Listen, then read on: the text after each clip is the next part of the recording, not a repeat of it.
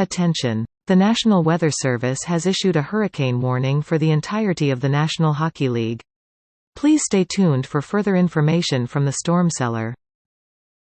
Welcome back to the Storm Cellar. Brad and Ray are with you after a Canes win. Ray, it feels so long. It feels like it's been at least two. Well, the last time we spoke, we had one against Chicago that the 3-0 score wasn't indicative. I think it was closer than that, but much closer. A win's a win. So 1-1-4 in the last 6 points. It's not ideal, but you're not. At least you're losing an OT. That's. I mean, again, trying to see the bright side of things. We kind of covered all kinds of overtime points too. You know what I mean? Like there was in Winnipeg, it was the least deserved point of any team anywhere, in my opinion, and we'll get into that. Then Arizona was a bomb. Boston, we played really quite well for most. Then Boston turned it up, and it's the one that got away. Mm-hmm. Right. And then Calgary, we come through. So we'll break them down a little bit more intently there, but we were kind of all over the effort/result map that, a team goes through in a season. We did it all in a week. And, we did. It was crazy, infuriating, exciting, perplexing, lots of descriptions in there to describe what the Hurricanes went through this week and what we as fans went through. One of the things we love different segments of our program and stuff, and we're always looking to change things. Or maybe it's me. I mean, you got us together and you come up with some great ideas, but there's always times where I'm like, oh, we need a new segment. And one of the segments that I had, and we alluded to it last week, I have called arbitrarily Something Stinks in the Cellar. And so Something Stinks in the Cellar, we every episode we come out and we put ourselves out there, right? We have a lot to say. Opinions on everything. And sometimes those opinions may not match what you as a Caniac, as a jerk, might think of the team. And you might think, God, oh man, that's a brutal take, Raymond. What the hell are you saying there? I don't think that at all. Those are the people that we'd like to talk to or hear from. So if you ever have a submission for Something Stinks in the Cellar, if you hear us in an episode talking about something specific that you take issue with, we want you to send that information in so we can circle back, touch it, talk about it a little more, and hear your opinion for it and your explanation for it. We love dialogue. We love guests' contributions. One of my favorite episodes that we ever had, Brad, was the one where we were just accepting questions in general. Those are fun. We're going to do that again soon. It was absolutely it was absolutely fantastic. We loved it. So we want to have that, encourage more of that dialogue. And I guess that fits into where we are as fans where you are as a fan of the team. How do you look at the past week? 1-1-4, success, failure, somewhere in between.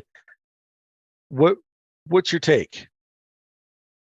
I think in general, fans break up into 3 groups generally, right? You have the optimists, the rose-colored glasses, the support your team, ride or die mentality that trust the coaches, trust the players, don't say anything bad. You're not a fan if you say anything negative, right? That's group 1.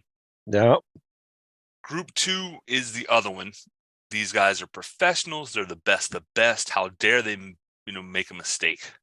How dare they lose a game when on paper they look this good?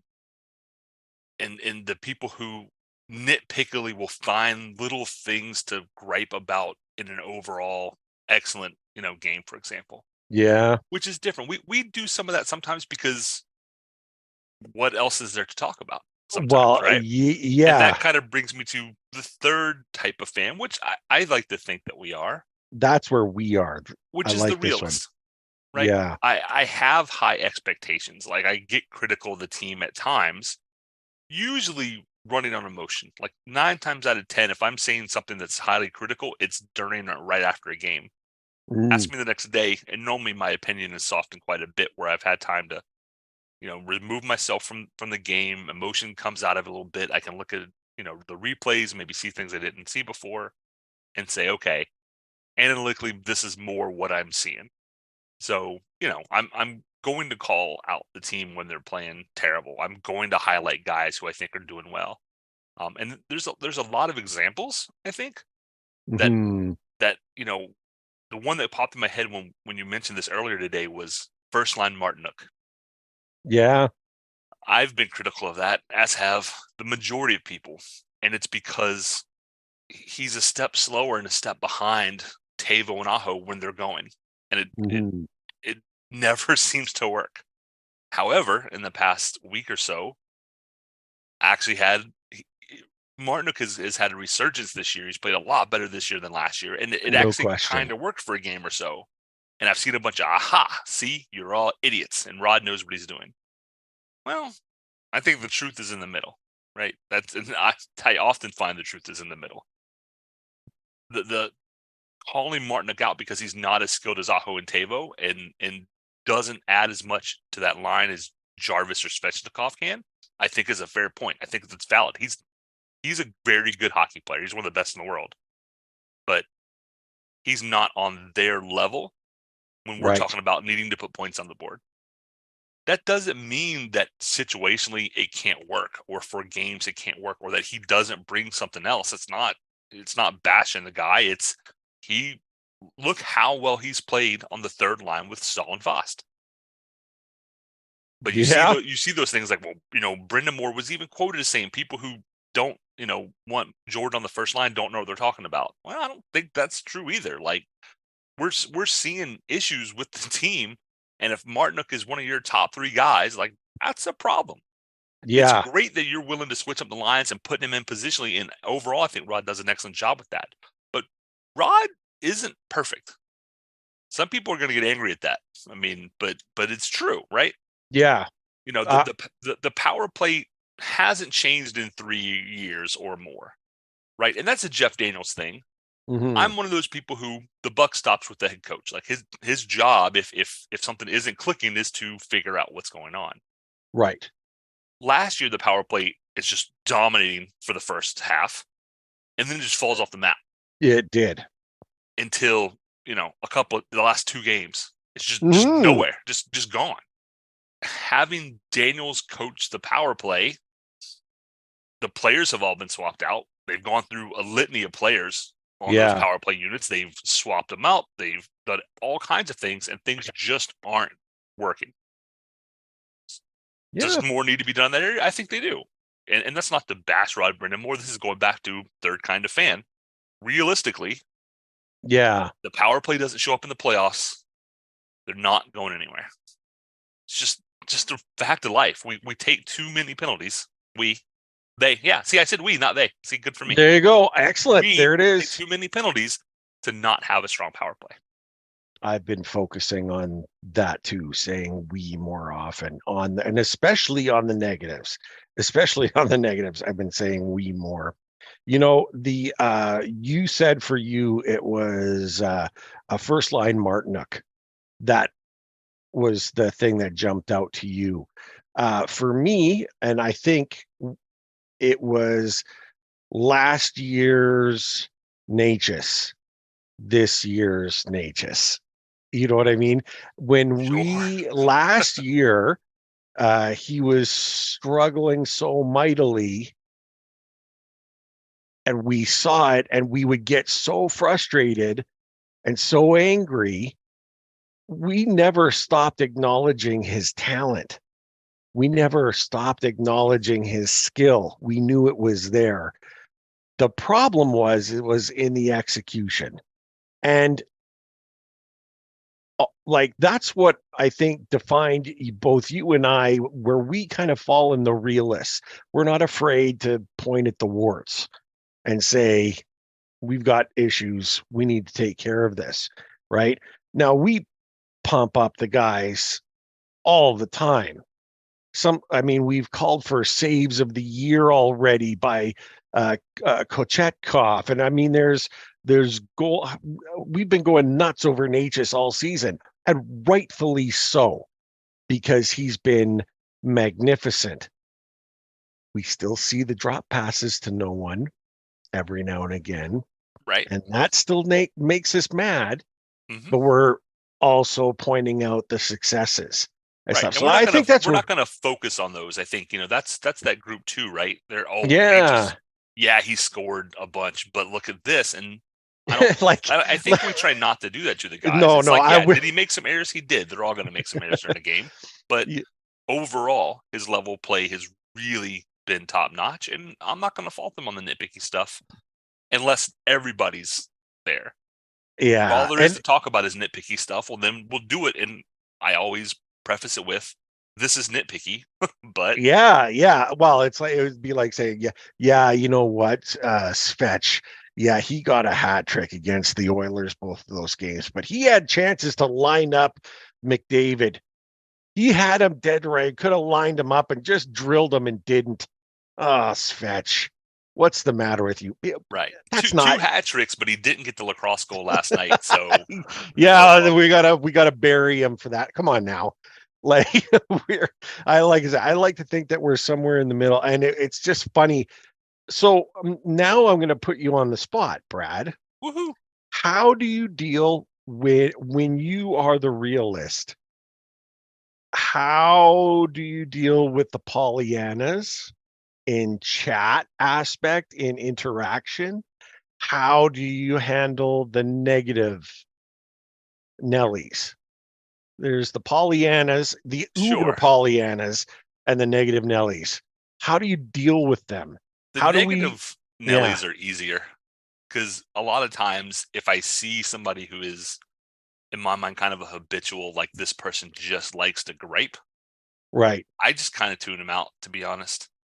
I mean, I don't block or mute people unless I really think it's necessary on social media, but I certainly Kane's Facebook, I don't visit much anymore. I post things from the show and run and don't really read comments, because I know there's a dozen names that if I see that they're posting something, I know it's going to be negative.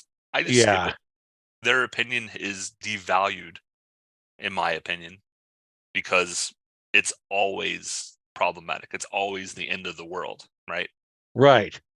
And so there's just no engagement at all, or are we talking over the longer term where you sit back and you kind of watch and you say, okay, he's got a point here, but he's out to lunch there, or she's not, she's not seeing it exactly the way it is or whatever. I need to weigh in. There's that whole feeling like you need to be a defender every now and again, and you have the ability to say, nope, I know when this isn't going to work. It's a tough line, because what I don't want to do, and I try at least not to do it, is I don't want to jump in and come off as a gatekeeper or mansplaining or anything of that. Like, you're wrong and this is why, right? Because opinions are what they are. Everyone's got one. For people, especially early on, if I'm like, okay, this is the third or fourth time I've seen something from this person, it's just overly, pessimistic. Mm-hmm. I might jump in and say, hey, did you think about this? Did you think about that? I try and do it as a, did you see these other things? I see the things that you don't like, but did you see the things that went well? Did you see maybe why this happened? Or, somebody gets called for an errant penalty or something. It's like, well, yeah, they really didn't, that probably isn't a call most nights. And I try and do that. And then if it continues, at that point, I do just start tuning some folks out, because Just tuning them out. Yeah. if they're just griping to gripe, it's social media. Some people just do it to troll and whatever. And it's just not worth my time. Right. Right. Right. The Pollyannas, I don't tune them out because their heart's in the right place. Yeah. Sometimes they're the ones who are more aggressive about, you're not a fan because you aren't doing XYZ and the team isn't playing well, and you just have to be, 100% all in on everything is good all the time. You're So not they're a on the little more team. militant sometimes. Yeah, they can be. That's the way They I can think of it. be. But I don't tune them out. And the Pollyannas, I think, sometimes also overflow into the other segment of the fandom, where sometimes we'll get emails or DMs, and people are like, folks like gushing about like players, like they just see this on this player's Instagram, they just see this on the photos of this, and they're like, oh, it's a little much. And I'm like, you know what, maybe it is a little much. Like but it makes them happy. Like, if it's making them happy, like, who cares? Like, you can tune it out, right? They're not hurting anybody. They're, I don't think we have any actual stalkers within the Caniac community that I'm aware of. So, the Pollyannas I kind of put in the same thing. Is like, they're not hurting anybody unless they're just really adamant about, you saying anything negative makes you not a fan. Those people I might start to tune out. But if they're just eternal optimists, I'm kind of in a good for them. I mean, I wish I could kind of be that way sometimes. Some like many people, my mood of the day is often affected by how the hockey team played the night before. Oh, truth, which right? isn't fun always, right? You get into a skid like they've been on, and you kind of wake up and I'm just kind of grouchy and stuff. And I know what the problem is. It's because the Hurricanes went 1-1-4. Yeah. But it's also not the end of the world. So I'm kind of, once again, I'm kind of in the middle. Like, okay, like, got 6 points in 6 games. Like, that's not terrible. So, what do we do? But so the Pollyannas, I think, are easier to do just because, good for them. I'm glad people are supporting the team. I'd like for them to, maybe take a little more, put a little more due diligence into really trying to understand everything. But at the same time, I mean, I spend all my free time, which is very little, on hockey. Some people don't have even that time, right? They just, it's like going to a movies or any other kind of entertainment. They just want to show up and have fun. And if that's all you want, I can live with that. I'm totally okay with that group.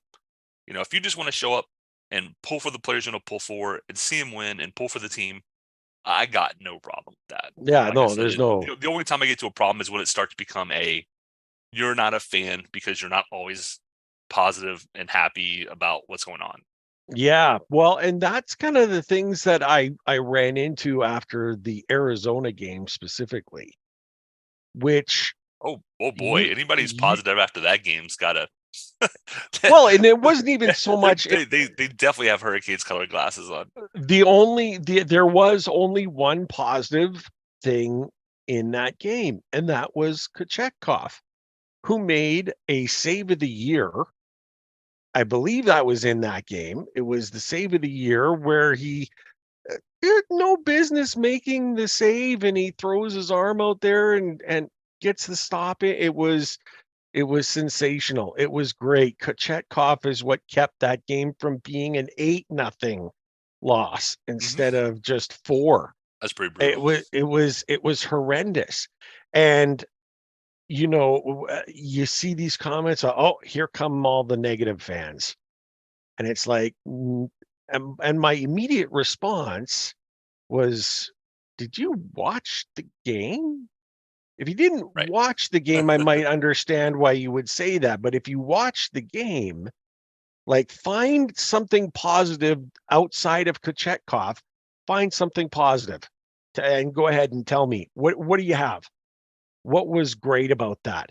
And when we look at that Arizona game, and I sent this to you during the contest, a video of how not in the game they were.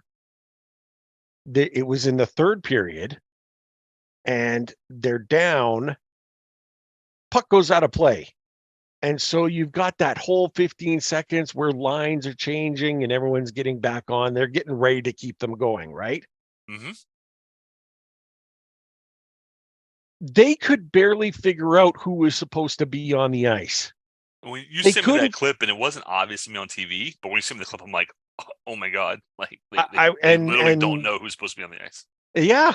And you might say, oh, well, there's Raymond looking for the negatives. And it's like, perhaps I was seeing more of the negatives because of how badly they were playing. And you start noticing it. Like it was crazy how long it took for them to figure out who is actually supposed to be on the ice. And when they finally jumped on, the puck was dropped immediately. It was like they were on the clock and they still couldn't figure it out. It's like, and if you don't know, like, that's one of the more, see, it's funny. I say it's one of the simpler parts of the game, but we have too many men on the ice. That happens to every team at almost every game. It looks like it would be easy. It's probably not. The But Canes these had are what, 5 guys professionals. on the ice in OT the other night Yeah, for a and set. that against You can't not Boston. call that. Like, that's why we Yeah, lost. yeah, exactly. And so it's like doing those little things. We've done the big things well. It's the little things that are kicking us in the butt, kicking us in the butt. It's been tough. So again, I don't mind where you fall. I love all Caniacs, the negative Nellies, the Pollyannas. I love them all. I love them all because we all have that one bond in the middle. I brought this up because I wanted to say there's a good and bad way to address everyone in the spectrum where you are, and trying to find the right ground in the middle and how you go about doing it. For the Pollyannas, don't look at the negative Nellies and say you're not a fan because you can't even see the good stuff. Negative, don't look at the Pollyannas and say, oh, rose-colored glasses. I mean, we're all supporting the same team, but it's how we interact with each other. I just don't want it to end up being like politics, right? Very tribal. The right kind of fan. It's like, So some people are just Debbie Downer types, right? yeah, It just happens. And I have friends like that. And if it's people I know, yeah, okay, and try and bring them along. But you're right. There's room for everybody. Like I said, the ones who are super negative and it's the only thing I see, I do just start to ignore. But there's plenty yeah, of people who I think, okay, they, sometimes usually they have good points. Sometimes I think they're overplaying it a little bit, but there's a mix of good and bad. Those folks will always have my attention. And the Arizona game, you know, 0-4 against the 27th best team in the league. yoy. Power play goes 0 for 4. And I'm like, it was a miserable game. But then the next day, I go, okay, well, we didn't give up a power play goal. So Right. don't get 0 for 3. We won 57% of our faceoffs. There are things that we can take from this game that they did okay, and we move on. But Yeah. it's, I don't want everybody to regress to the mean of being right in the middle. I think it's more fun to have folks on all over the spectrum in terms All of over how the they view spectrum. things. But at the end, you're right. We're all here to pull for the Hurricanes, so let that be the common bond, right? When you look at the Winnipeg game, let's start at the start of the week. Okay. What stands out to you most about that game?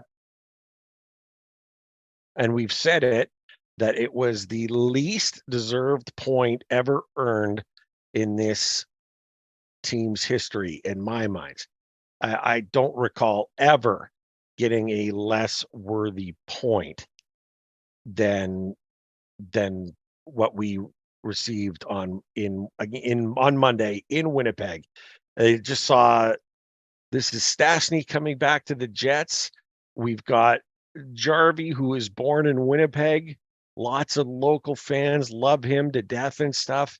Uh, there's lots of reasons to be up. And for 55 minutes, It was they, they just looked sluggish. I mean, just you can look at stats. Over 2 on the power play. Well, I mean, you only got 2. Yeah. Even a good power play is only going to get 1 out of 4. You can't, look Yeah, there. Face-offs, you exactly. won. I look at things like, as a trend, we block half as many shots as other teams consistently. Yeah, you're right. Through 55 minutes, they just look like they just weren't ready to play. And Brendan then Moore all of a sudden, decides with 5.5 minutes, I'm going to pull goalie, Slavin, then Sveshnikov, then Natchez to get it to OT. I agree. In my mind, I would rather they have just taken the L, because I think that is a better learning opportunity. mm, Although with Rod, I don't have to worry about it so much. I feel like, okay, you came back and tied it through. I don't want to call it a fluke, because they looked really good 6-on-5. The lack yeah, of space was surprising how good they were moving the puck around.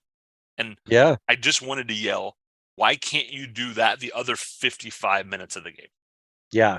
So I think they learned the lesson. But, initially I was like, I kind of hope they just get buried, because, losing, the old adage, losing is sometimes a better teacher than winning.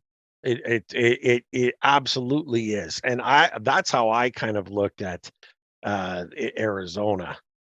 The Arizona one, I did not want to see a 3 minutes left in the game. All of a sudden, Carolina scores 3 goals and we do it again. And I know we've got listeners hearing that saying, Raymond, what, you didn't want them to miraculously score 3 goals in a minute? That would have been so exciting. It would have been happening at home. It would have been magnificent. And yes, it would be magnificent. And look, the comeback against Winnipeg was amazing, was absolutely amazing. Totally. I how do you describe it? And I don't even think it's fair to point at Winnipeg and say you fell apart in the last 5 minutes. They didn't. They were playing it well. Those shots were coming in from the point. All of them just kind of just found the twine. They just found a way to get there, right? Ridiculously lucky. Ridiculously lucky. You don't want to And count on that kind of a game, right? exactly. And You that was cannot. my real fear. That's the lesson I didn't want them to learn, is they've We're always in had every the game. ability to come back. The 2002 year, I think it was Yeah. the year in the playoffs where they came back like every single game. Every time. And they Like, just, that's what it was. let's not Cardiac do that. Canes. Let's not do that anymore. Cardiac Canes. How many Mhm. times did we hear that? And that's what they were doing to the fans. They're just making us nuts. And there's that belief that you're always in it. And that's great. That positivity, that energy, that's needed when you're at home watching your team play and cheering them on and stuff. But you can't get into Mhm. that thing where you're going to give every team a head start. Chasing the game is hard on the mind, hard on the body. Like playing from behind every game is just not the way to go. How about get Mhm. out there and boat race someone? You know what I mean? Like go into Boston and you get the first 2 and you take the fans out of the barn, you take them away and you keep them down. Then you just fill the net. I mean, that's what we wanted. And last week, Brad, I know you said that if you had it your way, it would have been a win over the Bruins, a loss against Calgary if you could only win one. What was great is that the Hurricanes could have won both, and we almost had the best of both worlds. You know what I It's mean? as somebody who complains about the officiating in real time a fair bit, and who has always been critical of the NHL refs. We were talking about within our household the other day. It's probably the hardest sport to ref that I can think of. I can't think of anything else that moves as fast with a 3x1 inch disc on ice, Yeah, and there's just a lot of moving parts. so And fluid. the good news from that game is you go 2 for 6 on the power play. Mhm. Excellent. You block shots. You block 14 shots. The Bruins only blocked 3. You had 27 hits, right? You put Yep. yourself in a position to win. The refs pulled you out of it. That there was the call, the quick call against Fost was just terrible. Yep. And it wasn't the only terrible call, but as quick as I am sometimes to blame refs on really bad calls, The egregious ones. Yesterday, the follow through high stick. Well, if it's a follow through, it's not a high stick. It can't Yeah. be. The rule is really clear on that. You blew it. At the same time, I'm known to say, like, you don't leave it in their hands. You score you score 2 more, and then it's 4-0, and then the rest probably don't matter. Yeah, 100%. 100%. Take the refs out of the game.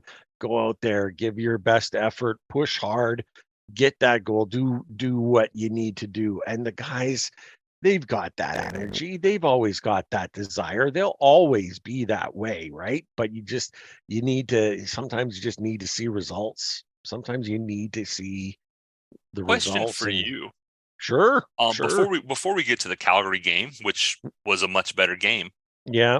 How much of the last week do you think is just puck luck? That's a great question. I mean, I would have to say that the start of the week had nothing to do with puck luck. Those 2 losses, one in overtime and one being shut out by Arizona, it was just it wasn't a matter of puck luck. That was just poor effort. Agreed. From my understanding. And it's funny, Rod in the interview after the Calgary game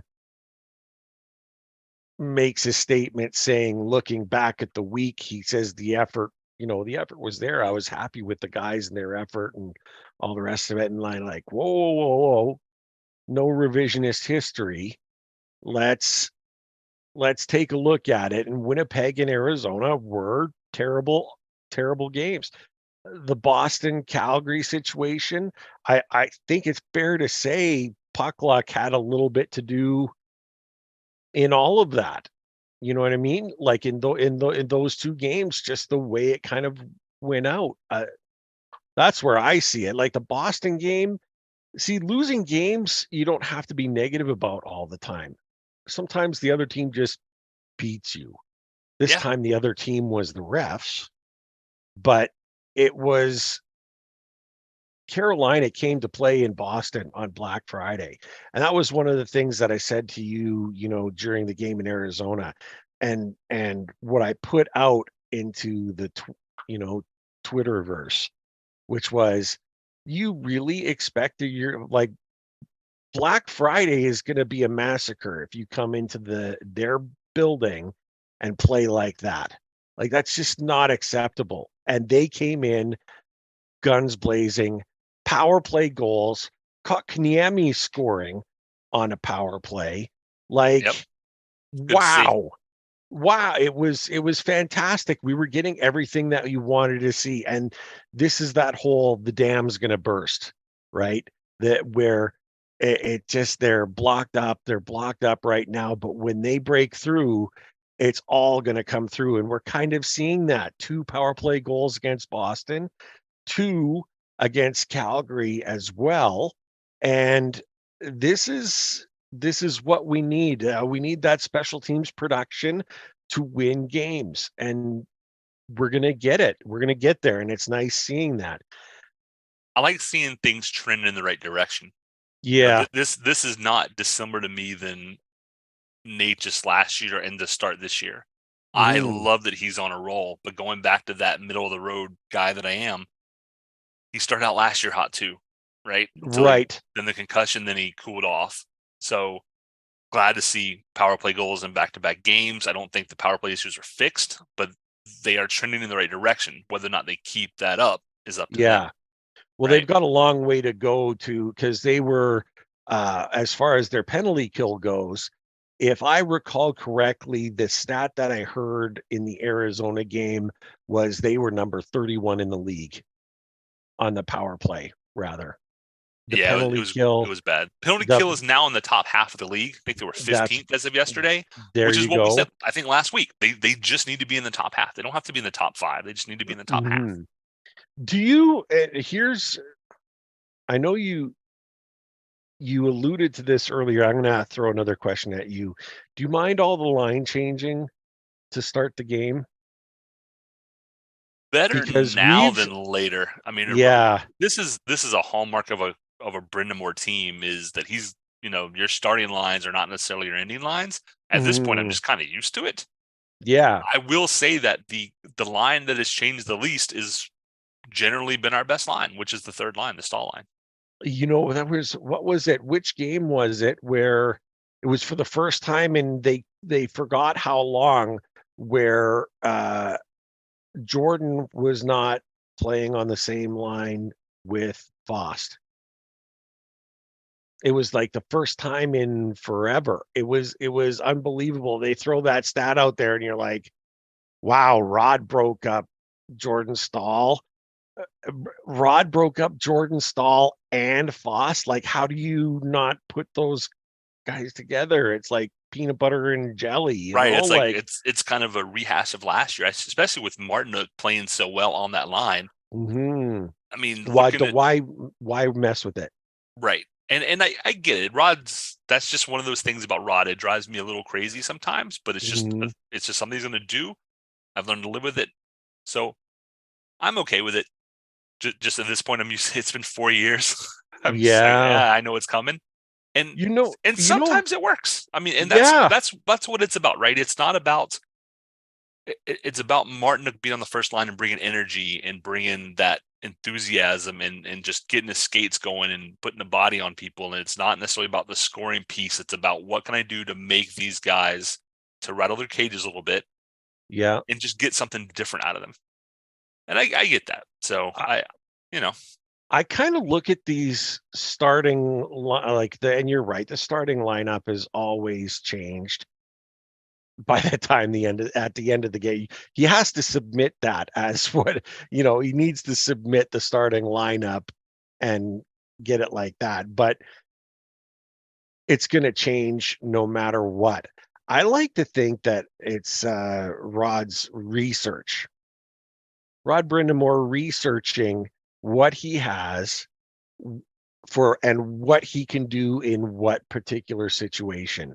What line combination is going to fit this spot when it comes in a future game in the playoffs, perhaps in the cup final. You know right, what I mean? Yeah. Work it out now and then figure it all out at least now. A little idea.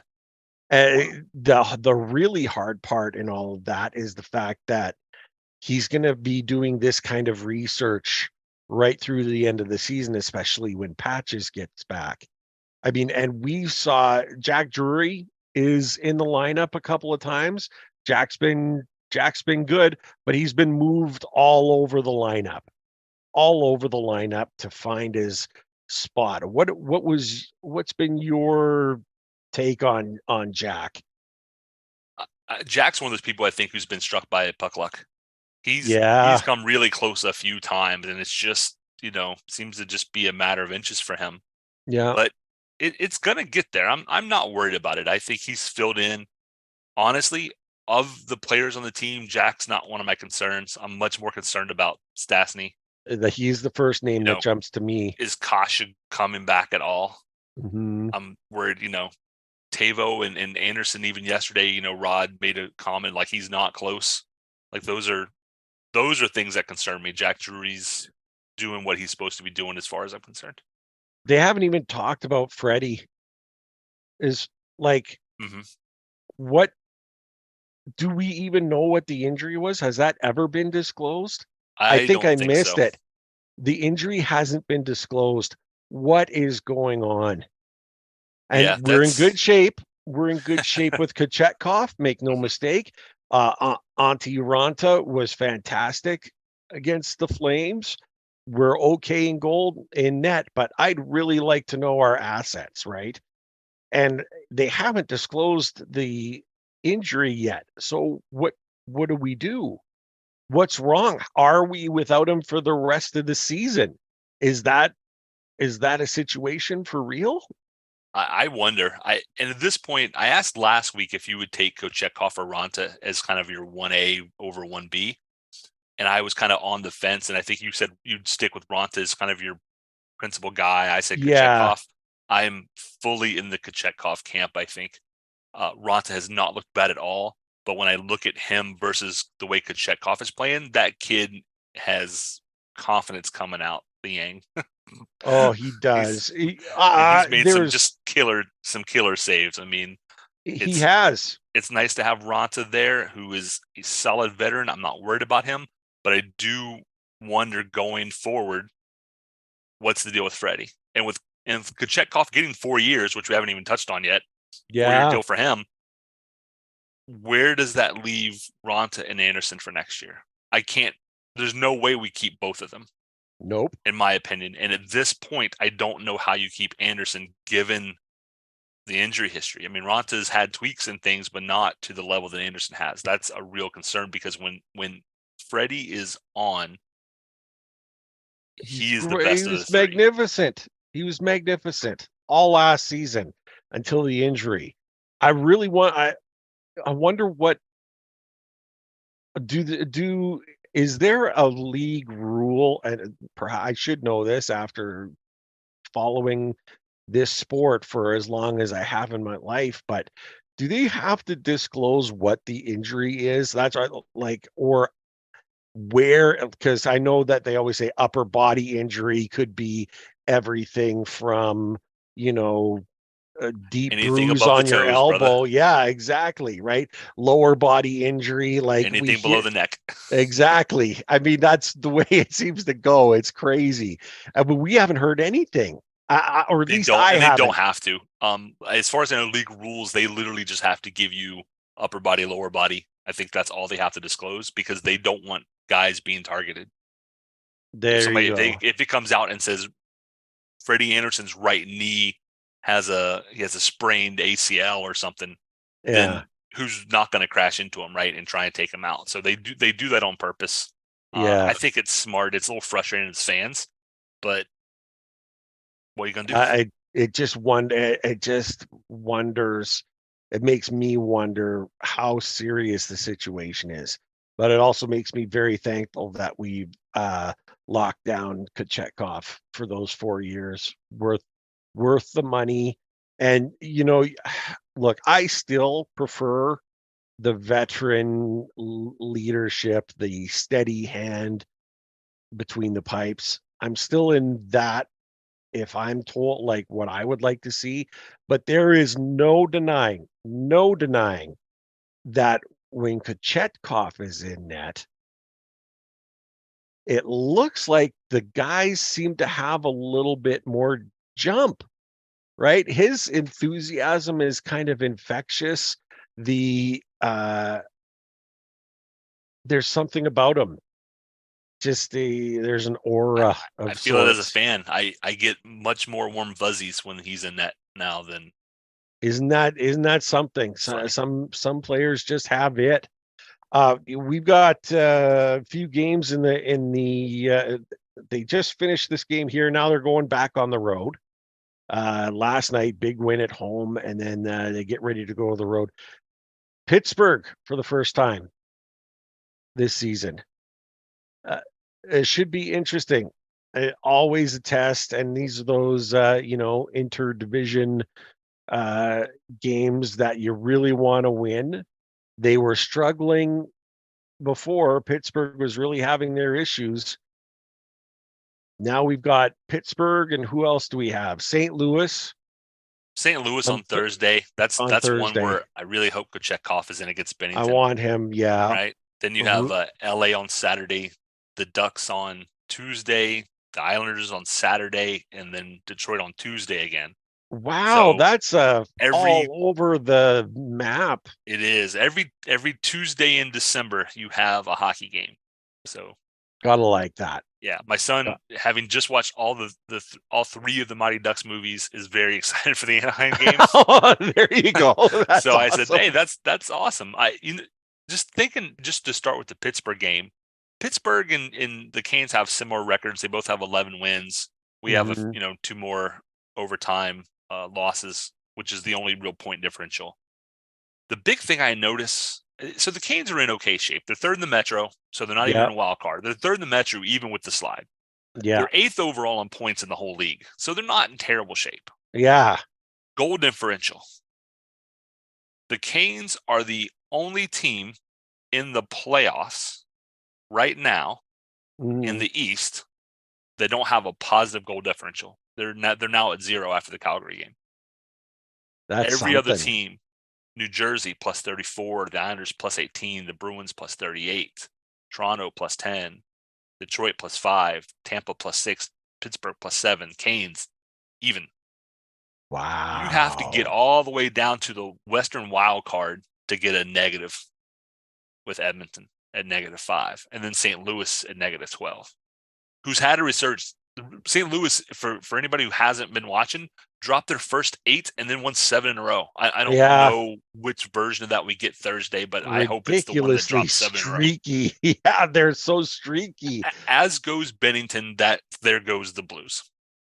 Yeah. If he's playing well, they win. If he's not playing well, if he's not focused, if he's more concerned about chucking knuckles and hijinks are not hijinks in a fun way.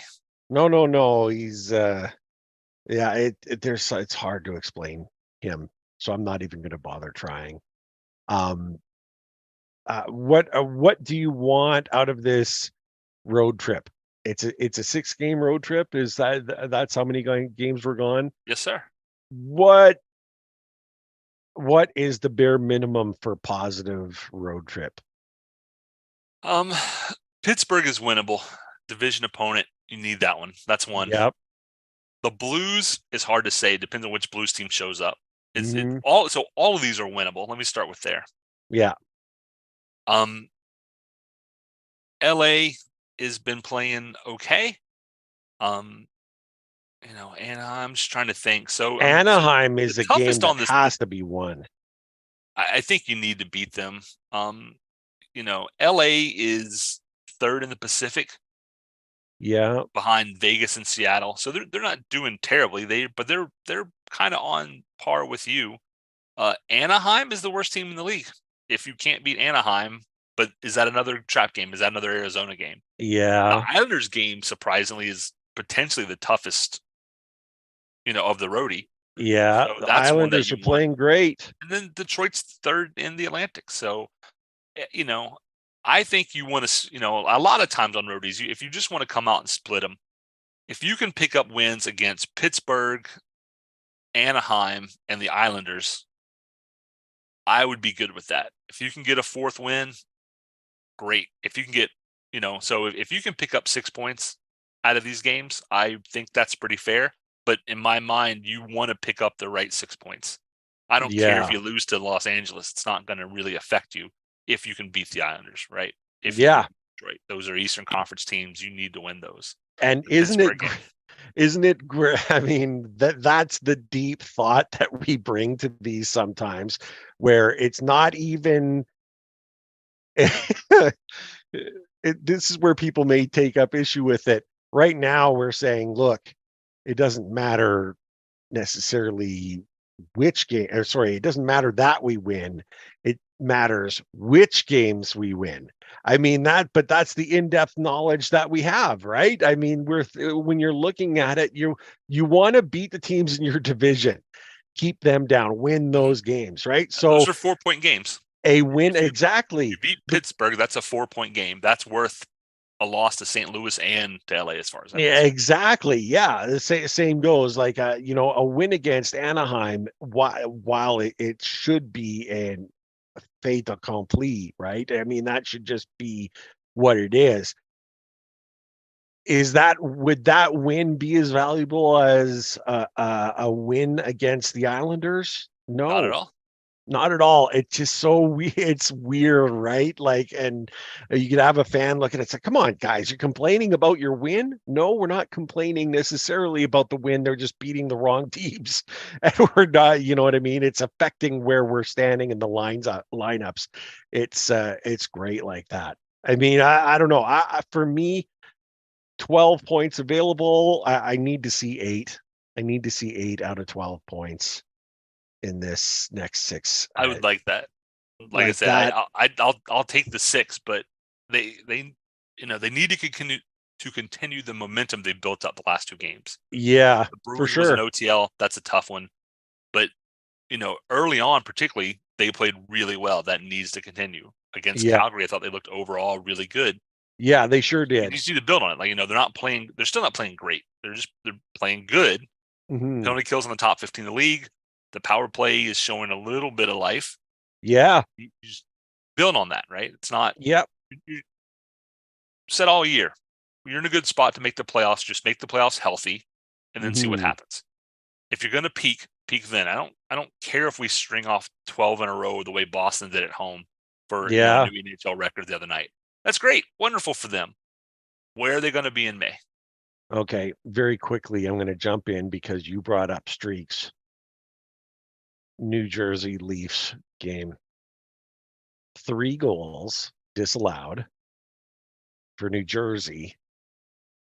And the tinfoil hats and stuff thrown on the ice. And it's like conspiracy of all teams to have 3 goals overturned in Toronto by, right? Or disallowed. What was your take? Did you I had Seth Jarvis PTSD. I was like, again? Again? That's the person I felt bad. I'm like, oh, it's Seth. Like, Seth knows what's going on here. If you guys are having Yeah. trouble with this, talk to him. Oh man. Yeah, it's unfortunate. The fans' reaction is very unfortunate. Throwing things on the ice, it's not okay. No, Hats and teddy bears, anything else, keep it off the ice. But please.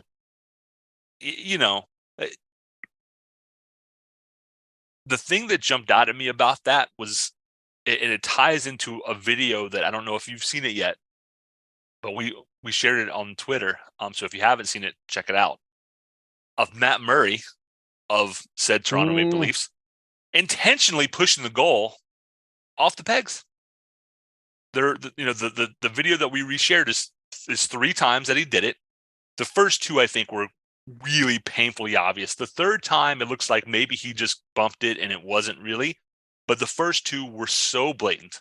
Yeah. That what I want to see out of the league this week is I want to see officials eyeballing Murray, and if he does it, I want to see penalties for that. That's just cheap. I mean, You know what? It's happened a number of times in the past. A lot of goaltenders have done that in the past. I've always begrudgingly, I don't like it, but I understand how smart it can be if you're able to sell it. You know what I mean? And I don't want it to become, you know what I'm saying?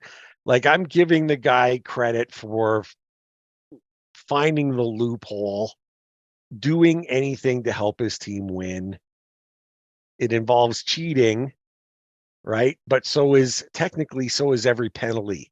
Every penalty you've been cheating of some sort, right? So if he's doing it on purpose, if he's knocking the net off on purpose, the ref, if they're not keeping an eye on it or whatever, I'm not talking about making this situation reviewable. We don't need any more stoppages for reviewing. No. But if you've got a reputation, refs are going to be, while they're skating up ice or whatever, they're going to be keeping an eye. You know what I mean? Like, they'll be watching. They'll be watching. All 3 of those were from the Wild game. And like I said, 2 of them were pretty blatant. I don't see how the NHL doesn't keep an eye on him. And as they should, all goaltenders, but do you think you do a fine on that situation? It happened 3 times in the game, right? You go back to the tape, and like you said, 2 of them, it was blatant, absolutely blatant, right? So do you turn around and you look at the tape and say, I mean, I'm sure officials could come to the same conclusion that you did, which was, come on, this is obvious. Mm-hmm. Do you fine them and say, My take Don't on do it again? fines in sports in general Yeah. is not probably good in that. Okay, so what's the maximum allowed by the CBA? $5,000, Yeah. maybe $2,500. And that's pocket change, for right? somebody making league minimum, that's 0.6% of their salary, Yeah. right? That's So not really a message being sent. exactly. So my idea of fines is just, I mean, that's like what, $600 if you make $100,000 a year. Yeah. Okay. Yeah. If I make $100,000 a year and you tell me, once or twice a season, I'm going to have to give you $600, but I might get a win out of it, which gets me a new contract. So I don't make league, and that's league minimum. That's not, that's 750,000, right? So unless the fines are actually going to have some teeth, I think the fines for things are pointless. NHL player safety posts a lot of them. This player was fined for this thing, $3,250 maximum allowed by the CBA. Where does that money go, by the way? What they do? What do they do with that money anyway? I think they use it it like given to to fund, charity, or I think it goes to fund NHL programs, substance abuse and player safety and things like that. I think it's kept internally, but I think it's put to good use. But it's pointless, right? Yeah. If I go high on a guy and take him out of the game and we win the game and they fine me $5,000, that's worth it. Okay. That's the whole point of people being upset with player safety about the lack of real punishment in some of these hits and things, right? Exactly. The lack of safety in player safety. Now, if you say, okay, you just, you came up off your skates, it's a hit to the head, it's a 10-game suspension, forfeiture of pay, and a $50,000 fine. Whew. I think you would quickly see that players stop hitting other players in the head. Yeah. That's real money. That is. Because even if you're, especially if you're making lower down the league pay scale, when you start getting suspended for serious games, if you think about it, if you suspend a guy, let's say 5 games, that's half a month for the most part. Yeah. That's 2 to 3 weeks worth of games, which means, 5 is, what's that? That's a little less than 10% of the games in the season, 7 or 8% of the games. That's 7 or 8% of his salary. You do that, and then you hit him with a big fine. Yeah. That would get notice, and things would change. But the NHL, they don't want players off the ice. That's what people forget. Player safety is not about player safety. It's about the illusion of player safety.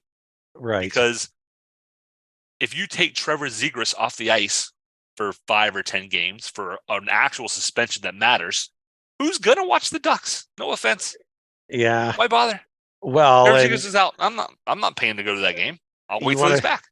You want to talk about referee, refs' decisions and going to the tape and stuff like that. How about, speaking of Zegras, the Michigan disallowed because they went back and saw that they were offside, and the huge loss of sanity, I guess, around the league. Like, oh my, you took away a Michigan, I can't believe it. And it's like, offsides, guys, it's the rule. Goaltender interference is my number one needs to be rewritten rule, and offsides I think is number 2. Yeah. The Hurricanes have had a couple of goals called back this year. Yep. From offsides that happened 15 or 20 seconds before the play developed. That's that. I know people won't necessarily know how offsides works in soccer, right? But if you watch Ted Lasso, it's really a good point, because offsides in soccer isn't really offsides, because you can be passively offside and it doesn't affect the play, and it's only if you're actively offsides that it does. Exactly. Long story short is, if you are offsides and it really doesn't affect the play in the end, they let it stand. They're like, yeah, you were technically offsides, but you didn't factor into whatever happened. It's not really a big deal. I would like to see, I don't care if it's a time limit, or there's got to be a way to say, yes, you're offsides. 10 seconds have elapsed. That's not an offsides. Yeah. I don't know what that number is. 5 seconds might be short, but the opposition got their stick on the puck or whatever. right? I mean, what we're Somehow. seeing is they're spending 4 minutes looking at the review to see if a guy's an inch off sides. That's not the spirit of the rule. The rule is you can't put Svechnikov in front of the goaltender and just have him sit there the whole game. That's the spirit of the rule. Yeah, you can't just sit there. you can't cherry and pick. just take a pat. Yeah, right. But they do these reviews and they're like, well, this is what the rule says. Well, then the rule needs to be updated. It needs to be fixed to something that is meaningful in some way. Take the it's one of the rules that there's not really any discretion by the referees, which I like. And I don't want to change that, but I feel like there needs to be a boundary put to it. And it's not just Canes. You see it all the time. So many games get stopped because it's like, oh, the puck, he was in, he had a toe over the line before the puck came across the blue line. It's like, so what? It doesn't affect the play. Yeah, and to be fair, though, Brad, as many times as I think we've had 2 or 3 goals taken away from the Canes this season, we've also had a few that we've been able to challenge. I think as far as the Hurricanes go, we're kind of even in the ledger, I think. As many times as we've had, it hasn't been ridiculously tilted one way or the other. I agree. I just hate it because it slows down the game, right? Yeah. You see somebody like the lacrosse goal, and it's a beautiful goal, and then they go back and they nitpick it. This, I don't know. Yeah. Too much like football to me, and I don't watch football. And the reason I don't watch football is in a 3-hour game. There's somebody statistically did is like 12 minutes of play in a 3-hour football game. Boring. One of the reasons I like hockey is that they're constantly in motion. There's really not downtime. Like, stop adding downtime. Exactly. The goaltender interference the other day, that was called. They spent 4.5 minutes. It was ruled no goal on the ice. Yeah. They spent like 4.5 minutes looking at it. Review should be, and even the rule book says it's for basically things that are obvious, right? Yeah. It's for things that very clearly there needs to be definitive proof one way or the other. Yeah. If it takes you 4 minutes of rewinding video over and over and over to find definitive proof, then it wasn't definitive in the first place. Yeah, 100%. Now, was the call on the ice wrong? It was. And they overturned it, and it should have been overturned. Yes. But if you can't figure that out in 30 seconds, I could. They showed the replay once on the Jumbotron. Went, oh yeah, that's a good goal. Yeah, I don't like it, but that's a good goal. And they're trying to cover right. They're playing CYA. They're covering their own butts by, well, let's look at it from every angle and let's rewind it 15 times. God, it just stinks. I don't like it. I don't like it either. You know what? Other people don't like the new boards, like the new advertisements on the boards, which I don't mind because watch a lot of like EPL soccer, like you kind of get used to that. I kind of tune them out. Yeah. But if there's one thing I would change, the whole review system. I don't mind those boards, but what the one ad that I don't like is the one that features movement. The Yokohama tires ad. Everybody the tire hates it. One. It's terrible. Yes. It draws your eyes away from the play. I agree. You can have those out there. Do the ads that you like. Don't make them moving. Don't change it during play. Yeah. Just wait for a whistle, or they've got to be able to change them independently. Mm-hmm. It's just computer program. So if the puck is on the Hurricanes end of the ice, then you change the other ones. Yeah. And when the puck goes the other way, then you can change the Hurricane ones, and then nobody's bothered by it at all. Yeah, no one's bothered at all. Now, Brad, I have to thank you. We're near the end of the show. We've covered everything. And the reason why I'm thanking you is because you're making something possible for me. We started recording the program a little bit early today because, yes, Raymond's dedicated to the Hurricanes. Yes, Raymond absolutely loves being a part of this podcast and loves everyone who's had a chance to tune in and listen and love the show. Raymond loves Sully. Raymond loves everyone, right? So he likes to hear that. But the problem is Canada is playing in the World Cup, and they're playing right now. They're just getting ready to get started. So they're taking on. So I have to go because Raymond is loving World Cup soccer and Team Canada has been playing great. And this is the one where The coach, John Herdman, gave Croatia a little bit of bulletin board tape when he told everyone that at the end of the last game where they lost to Belgium 1-0, he said, "Don't worry, we belong here. Now we just go out and F Croatia," which really, those were his words, and Croatia didn't take well to it. It's going to be a crazy game. I'm going to be cheering my butt off. And so, well, good luck to Canadia, sir. There we go. We're certainly hoping that they can come through for me. I just want to see a goal. They have not scored a goal in World Cup soccer history. I want to see one. U.S. really is still undefeated throughout history against England. There you go. Nice. There you go. Anyway, we've said it all. We've covered, Börje. Oh, you know what? One last thing, which I skipped over very quickly. Börje Salming.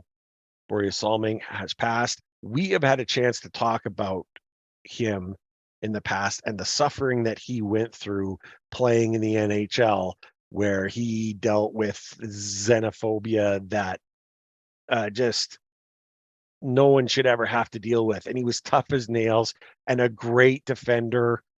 And everything about Börje Salming was fantastic. Loved his effort. Loved everything about him. Sad that he's gone. Absolutely. And I hope that a lot of people take a look at him and how he battled the ALS and do something to help out as well. It's ALS is terrible. Absolutely. Terrible. And yeah, just love to see something fixed there. Needed to get that in. I almost went through it without saying anything, and I would have felt bad. We've talked about it all. There's really, what else is there to say, Brad? Go Canes. Go Canes.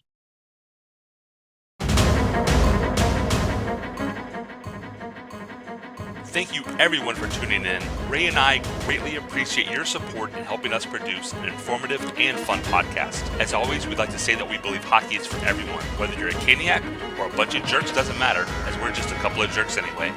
We would love to hear your questions, comments, and suggestions. We will do our best to answer anything hockey related. You can reach us via email at stormcellar97@gmail.com. On Twitter, we are at stormcellar97, and on Facebook at facebook.com/stormcellar97.